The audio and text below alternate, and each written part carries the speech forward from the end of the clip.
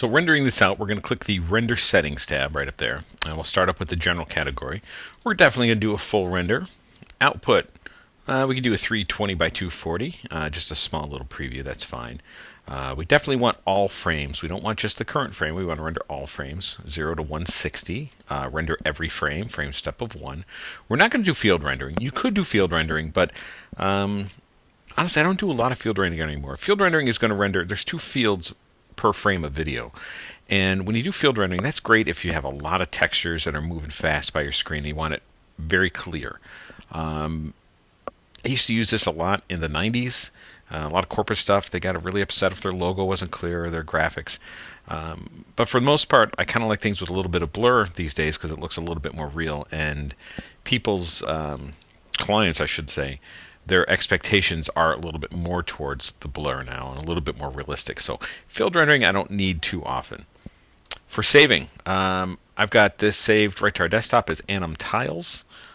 Okay, I'm going to do a QuickTime movie. You can do a AVI if you're on the PC. And the naming convention is just name 000 dot. Okay, not a big deal. Alpha channel. We could do an alpha channel if we're going to key it over something, compositing, for instance, so that we can put it over something else. And we have black behind it, so it actually would key pretty nicely. We can render sound in version 11. Don't really have any sound on here, but it's something we can try a little bit later in the course. And we'll go to multipass. We're not doing any multipass rendering at this point. Anti-aliasing, you want best, and you definitely want animation. It's going to make a nice clean render for us. Everything else can be default. And finally, for your options, we know these are all working because we did a few screen renders. So our reflections are on, our shadows, and everything else. So we'll close that out. And if you do a quick render, do Command R, renders that view. If I click in this view, Command R does that view. To get the animation rendering itself, you do render to picture viewer. But here's what happens. I'll just tell it I want it to save. It's not rendering my camera view. Okay, so we'll cancel that. Make sure that the camera is turned on right there. Okay, doesn't matter which view, but we can just even expand that like that.